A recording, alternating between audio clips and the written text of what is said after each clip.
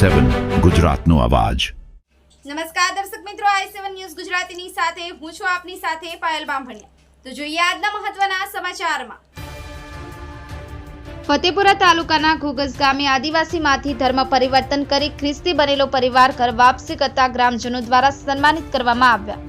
પ્રાપ્ત માહિતી અનુસાર ફતેપુરા તાલુકાના ઘોઘસ ગામના દેવરાય ફળિયા રહેવાસી પારગી નાહટા બીજિયાભાઈ તેમજ ડાગી હવજીભાઈ તથા વલુડી ગામના બરજુડ રમેશભાઈ આ પરિવારોએ આદિવાસી સમાજમાંથી પોતાની સંસ્કૃતિ છોડી ખ્રિસ્તી ધર્મ અપનાવ્યો હતો, પરંતુ આ પરિવારજનોએ પોતાની મરજીથી અને ભક્તજનો તેમજ આગેવાનોની સલાહ સૂચનથી તારીખ 23 ડિસેમ્બર 2024ના સોમવારના રોજ પોતાના સહપરિવાર સાથે ખ્રિસ્તી ધર્મમાંથી ઘર વાપસી કરતા આદિવાસી સમાજના ભક્તજનો તેમજ ગ્રામજનો દ્વારા ઘોઘસ ગામના માતા ફળિયામાં આવેલ ભુવન માતાના સ્થાપક પાસે ભજન કીર્તનનો કાર્યક્રમ રાખવામાં આવ્યો હતો।